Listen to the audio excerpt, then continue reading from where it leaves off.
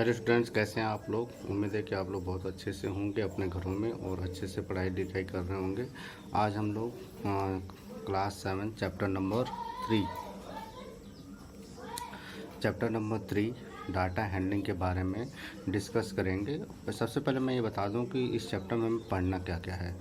सबसे पहले हमें इस चैप्टर में पढ़ना है डाटा क्या होता है, फिर हम कैसे डाटा का प्रेजेंटेशन करते हैं, फिर हम कैसे अर्थमेटिक में निकालते हैं, फिर हम पढ़ेंगे कि मीडियन क्या होता है, फिर हम पढ़ेंगे कि मोड क्या होता है, फिर हम पढ़ेंगे कि बार ग्राफ क्या होता है, और फिर हम पढ़ेंगे कि bar graph double bar graph कैसे बनाया जाता है। तो इतनी सारी चीज़ें हमें इसमें पढ़नी है। तो सबसे पहले हम स्टार्ट करते हैं डाटा। डाटा का नाम आपने सुना होगा, हिंदी में इसको बोलते हैं आंकड़ा। आंकड़ा का मतलब होता है कोई भी इंफॉर्मेशन जो हमें अंकों के रूप में मिलती हो, यानी कि जिसको हम बोलते हैं जैसे डाटा। बहुत जगह पर आपने सुना होगा कि अरे हमें ये डाटा मिला, या जैसे टीवी पर न्यूज़ चैनल आती है तो उसमें बहुत सारे डाटा दिखाए देते हैं या दिखाए जाते हैं, या बहुत सारे जो वहाँ पर डिस्कस करने के लिए आते हैं वो बोलते हैं हमारे पास ये डाटा है, वो डाटा है। या हम अपने घरों में भी बहुत सारे डाटा बनाते रहते हैं या उसका यूज़ करते रहते हैं। तो सबसे पहले हम समझते हैं कि डाटा क्या होता है। बहुत सिंपल लैंग्वेज में अगर कहा जाए तो डाटा का मतलब होता है the collection of any information in numerical form. The collection of any information in numerical form is known as data. कोई भी अगर आपको इन्फॉर्मेशन जो आपको न्यूमेरिकल फॉर्म में मिलती है उसको हम डाटा बोलते हैं। मतलब जैसे मान लो कि अगर हमें ये पता करना हो कि हमारे क्लास के बच्चों की हाइट क्या है, तो हम क्या करेंगे, उनके डाटा, उनकी सभी बच्चों की हाइट को मेजर करेंगे तो हमें एक इन्फॉर्मेशन मिल जाएगी, और वो इन्फॉर्मेशन होगी हमारे क्लास के बच्चों की हाइट के बारे में।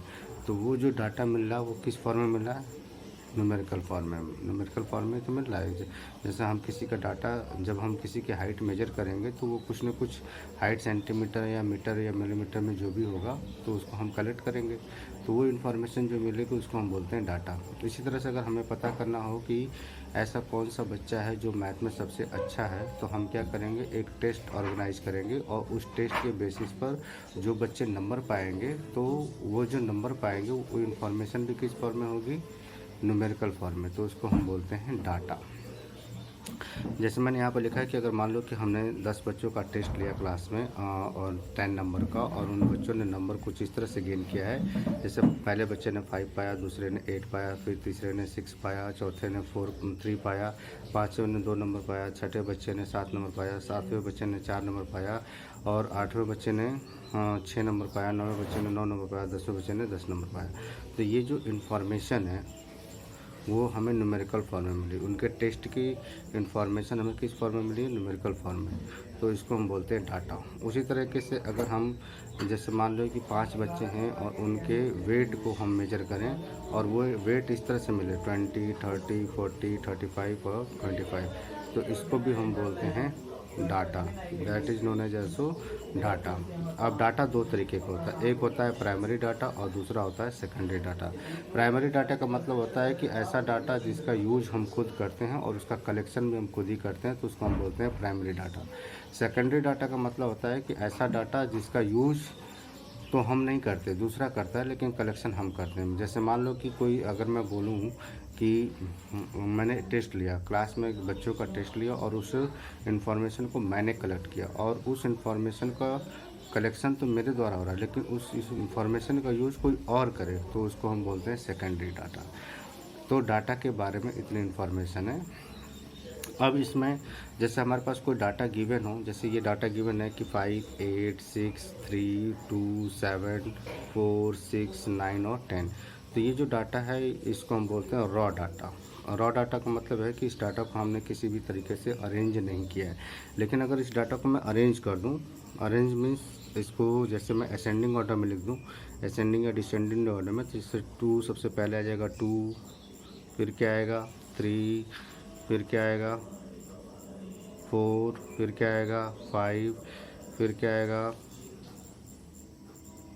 6, फिर क्या आएगा 7, फिर क्या आएगा 8, फिर क्या आएगा 9, फिर क्या आएगा 10।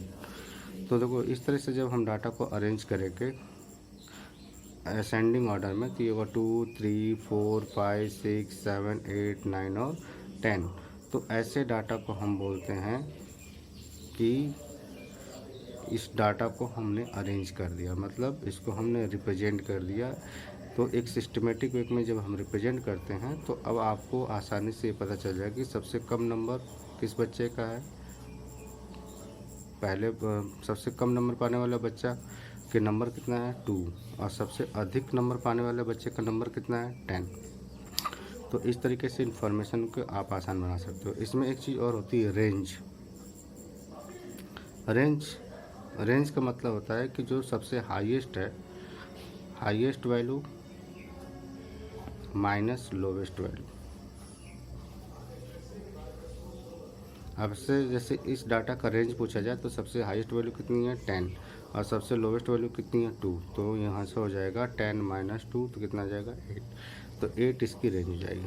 अब जो सबसे इम्पोर्टेंट है वो हमें पढ़ना है अर्थमेटिक मीन, या जिसको हम एवरेज या जिसको हम सिर्फ मीन भी बोलते हैं। अर्थमेटिक किसी भी डाटा का अर्थमेटिक मीन या एवरेज या मीन निकालने के लिए हमारे पास फार्मूला होता है arithmetic mean equal to sum of all observation and upon total number of observation.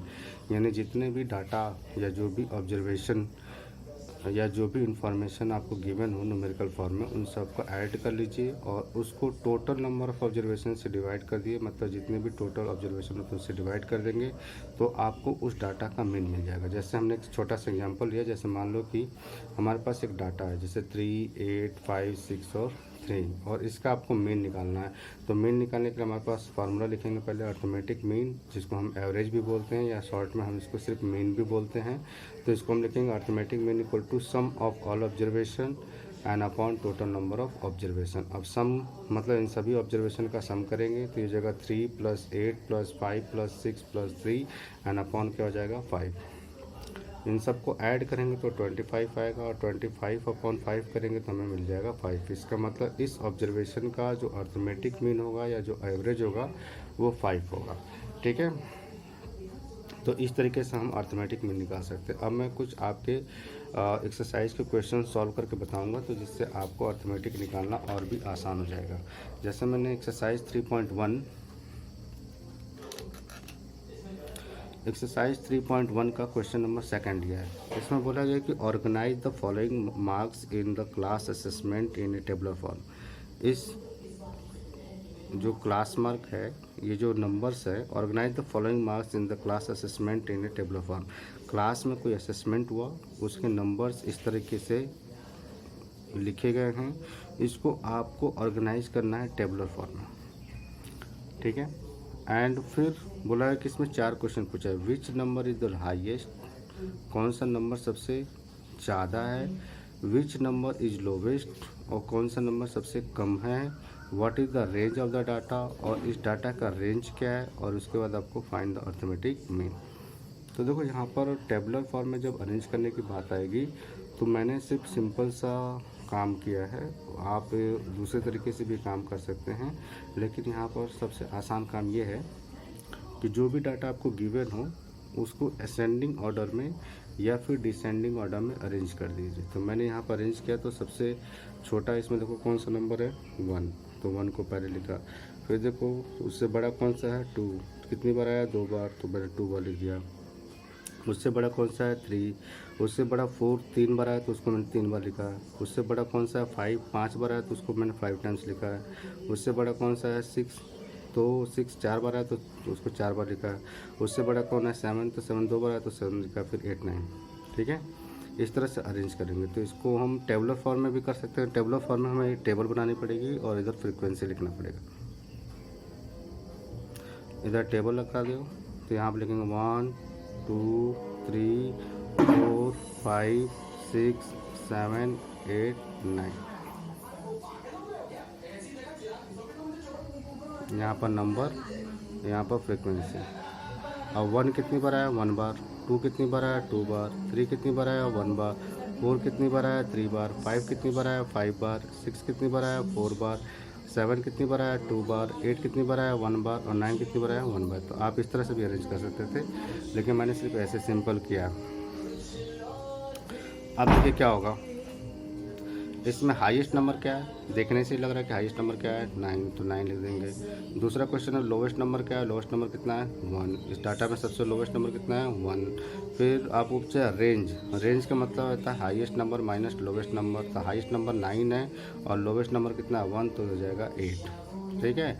फिर लास्ट क्वेश्चन है अर्थमेटिक मीन, तो अर्थमेटिक मीन निकालने के लिए सभी का सम कर दीजिए, तो सभी का सम किया और upon total number of observation से डिवाइड करेंगे, तो टोटल गिन लीजिए कितने नंबर 1 2 3 4 5 6 7 8 9 10 11 12 13 14 15 16 17 18 19 20, तो टोटल 20 ऑब्जर्वेशन है, तो 20 से डिवाइड करेंगे। इन सबको सम करेंगे तो 100 आएगा और अपॉन 20 से डिवाइड करेंगे तो आपको कितना मिल जाएगा 5। इसका मतलब इस गिवन डाटा का मीन कितना होगा 5।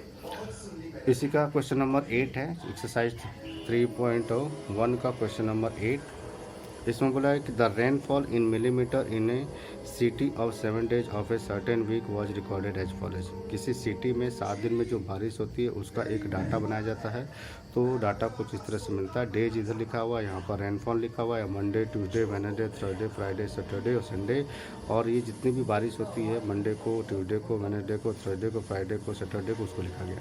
फिर इसमें कुछ क्वेश्चन पूछेंगे। क्वेश्चन है कि पहला कि find the range of the rainfall in the एबो डाटा। आपको इस डाटा में जो रेंज है उसकी फाइंड करना है। फाइंड द मीन और रेनफॉल फॉर द वीक, और इसके बाद बताना है कि इसका मीन क्या होगा। और फिर बोला है कि on how many days was the rainfall less than the mean rainfall, और इसको बताना है कि कितने ऐसे दिन हैं जो मीन रेनफॉल से कम बारिश हुई है। तो सबसे पहले आप देखो इस डाटा में सबसे हाईएस्ट नंबर कितना है 20.5, लोवेस्ट नंबर कितना है 0, तो रेंज क्या होगा हाईएस्ट माइनस लोवेस्ट, तो ये हो जाएगा रेंज 20.5। मीन निकालने के लिए आप इन सभी को ऐड कर दो, तो 0.0 फिर 12.2 फिर 2.1 फिर 0.0 फिर 20.5 फिर 5.5 फिर 1, और उसको किससे डिवाइड करेंगे 7 से, क्योंकि टोटल कितने हैं 7, 1 2 3 4 5 6 7 डिवाइड कर दिया। इन सबको ऐड करेंगे तो आपको 41.3 आएगा एंड अपॉन कितना होगा 7। 41.3 को अगर हम 7 से डिवाइड करेंगे तो ये होगा 5.9। इसका मतलब जो रेनफॉल होगा उसका जो मीन आएगा वो 5.9 मिलीमीटर आएगा।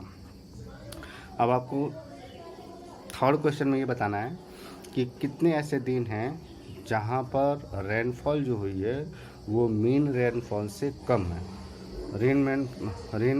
मीन रेनफॉल से कम वाले ऐसे कितने दिन हैं, तो देखो 5.9 तो मीन है। अब आपको ये देखना है कि कितने ऐसे दिन हैं जहाँ पर बारिश 5.9 मिलीमीटर से कम हुई है। तो देखो मंडे को 5.9 से कम हुई है, फिर आपको ट्यूसडे को इससे ज़्यादा हुई है, वेडनेसडे को भी 5.9 से कम हुआ है, थर्सडे को भी कम हुआ है, फ्राइडे को ज़्यादा हुई है, सैटरडे को भी कम हुआ है, संडे को भी कम हुआ है। तो इन टोटल कितने हो गए 1 2 3 4 5, तो टोटल 5 डेज हैं ऐसे हैं जहाँ पर रेनफॉल जो है वो मीन रेनफॉल से क्या हुई है कम। तो उम्मीद है कि आपको अर्थमेटिक मीन निकालना समझ में आ गया होगा। अगर आपको अर्थमेटिक मीन निकालना समझ में आ गया है तो आप मेरे चैनल को लाइक कमेंट और मेरे चैनल को सब्सक्राइब करना ना भूलें। बेटा एक चीज़ की रिक्वेस्ट है आप लोगों से, अगर कोई भी चीज़ आपको पूछनी है तो आप मेरे कमेंट बॉक्स में कमेंट ज़रूर कर दें और मेरे वीडियो को लाइक करना ना भूलें। Thank you and have a nice day.